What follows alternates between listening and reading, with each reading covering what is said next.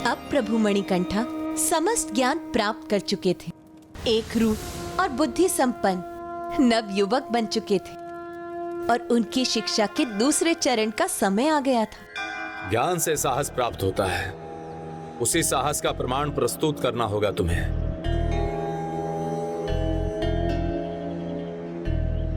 शिक्षा के अगले चरण को आरंभ करने के पूर्व यह तुम्हारी परीक्षा है। दुग्ध की एक भी बूंद गिराए बिना इस दूरी को पार करो और दुग्ध से इस शिवलिंग का अभिषेक करो।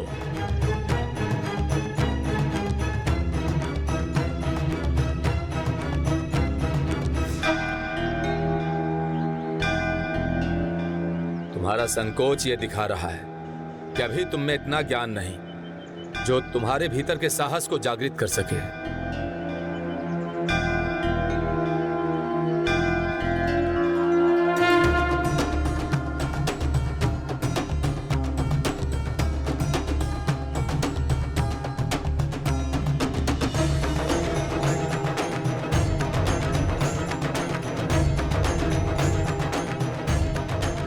मणिकंठा, ये क्या कर रहे हो तुम? हम सब में से श्रेष्ठतम होकर पीछे क्यों हट रहे हो?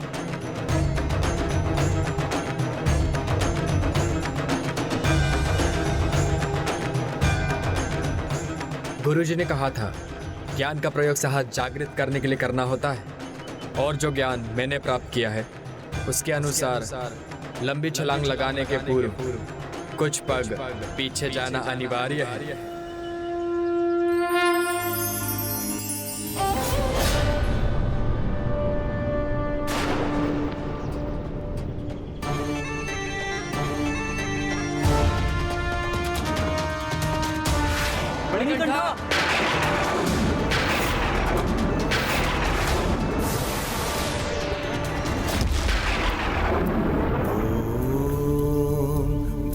भूतनाथाय विद्महे भवपुत्राय धीमहि तन्नो शास्ता प्रचोदयात्।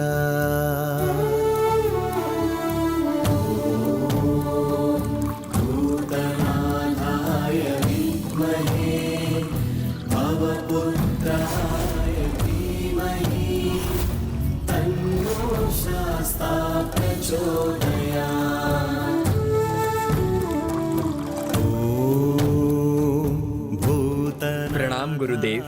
सफल भव, यशस्वी भव। पुत्राय धीमहि तन्नो। गुरुदेव की पुत्र की दृष्टि सदा मुझ पर क्यों टिकी रहती है? मैं दीर्घ समय से शिक्षण का कार्य कर रहा हूं, किंतु इस कार्य के लिए कोई साहस नहीं जुटा सका। मुझे विश्वास है तुम्हारे इस सफलता से दूसरे शिष्यों को भी साहस मिलेगा। गुरुदेव, मेरी योग्यता तो आप ही की शिक्षा का परिणाम है। अब जब साहस भी जागृत कर चुके हो और पांचवें और अंतिम चरण में पहुंच चुके हो, तो साहस का प्रयोग कर अथाह बल पाना है।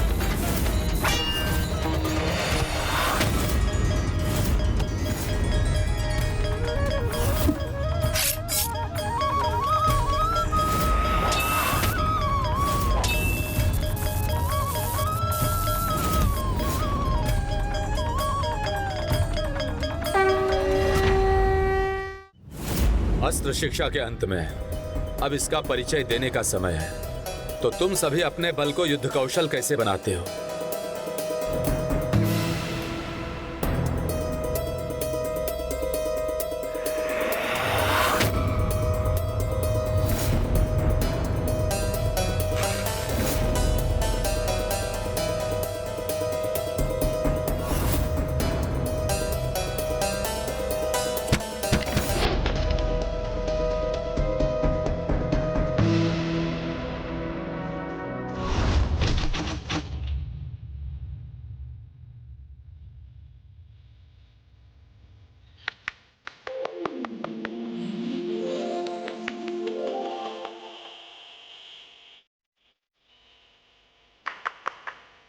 क्षमा कीजिए गुरुवर, ये जो बालक आपके साथ सदा रहता है, ना कभी कुछ कहता है और ना ही सामान्य रूप से कोई प्रतिक्रिया देता है, फिर ये सदा बालक मुझे ही क्यों देखता रहता है?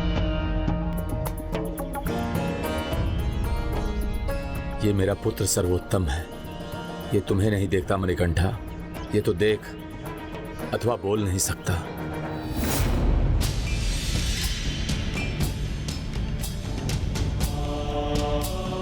किंतु जब से मैं यहाँ आया हूँ, मुझे यही लगता रहा है कि उसकी दृष्टि एकटक मुझ पर ही टिकी रहती है, जैसे वो मुझसे कुछ करवाना चाहता हूँ। अब तुम सभी का अस्त्र पाठ संपन्न हुआ। कल परीक्षा होगी, जिसमें उत्तीर्ण होने के लिए वो स्मरण रखना होगा जो तुमने आश्रम के प्रथम दिन सीखा था, अर्थात अनुशासन।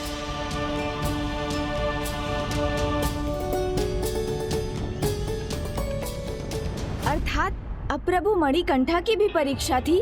हाँ, किंतु ये परीक्षा सरल नहीं होने वाली थी, क्योंकि उन्हें न केवल गुरुदेव का दिया गया कार्य संपन्न करना था, अपितु महिषी की चुनौती से पार भी पाना था।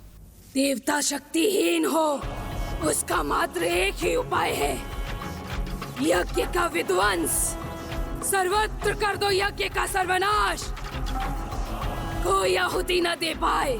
महारानी महिषी, जो आज्ञा, सारी यज्ञ आहुति जो वो यज्ञ में चढ़ाने ले जा रहे होंगे, उसे हम आपके चरणों में चढ़ाएंगे। जाओ।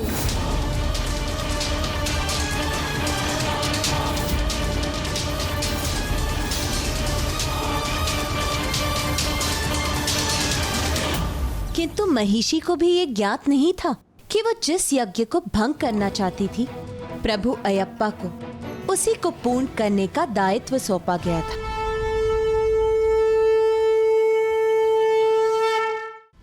वन के दूसरी ओर सफलतापूर्वक तुम्हारी शिक्षा समाप्त होने के उपलक्ष्य में महान ऋषि मुनि एक यज्ञ कर रहे हैं। इसलिए तुम्हें इस अंतिम परीक्षा को पूर्ण करने हेतु इस अखाड़े में अपनी शक्ति और कौशल का प्रदर्शन कर सर्वप्रथम यहाँ से निकलना होगा और स्वयं को चिन्हित करने वाली ध्वजा को उठाकर पूर्णाहुति के लिए जब सामग्री एकत्र हो रही हो, तभी यज्ञ संपन्न होने से पूर्व वहां पहुंचना होगा।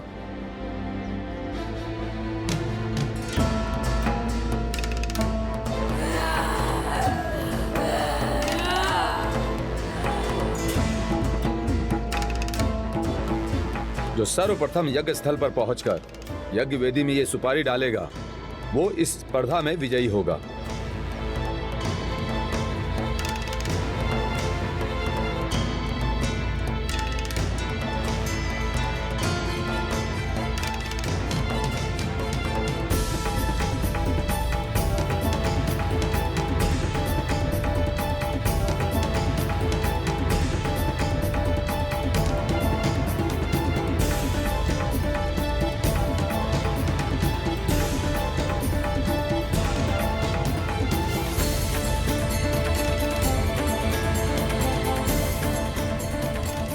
मणिकंठा, तुम हम सब में सर्वाधिक कुशल हो, तो इस स्पर्धा का क्या लाभ?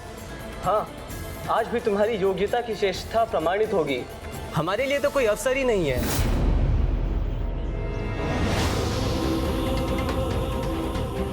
इस स्पर्धा में कुछ समानता लाने का भी एक उपाय है मेरे पास।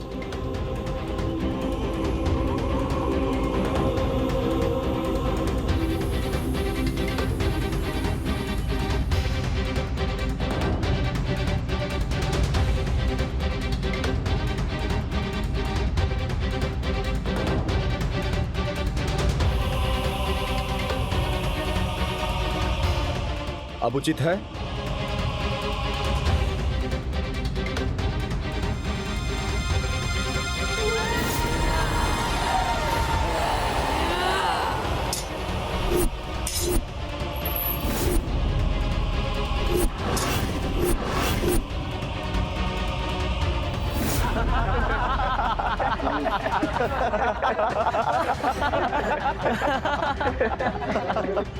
मणिकंठा, ये कैसा अस्त्र चुना है तुमने?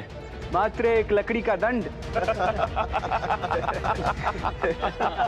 अब तुम देख नहीं पा रहे हो ना, इसीलिए उचित चुनाव नहीं कर सके ना। ये हमारी गदाओं और खड्गों के सामने तो कुछ भी नहीं है।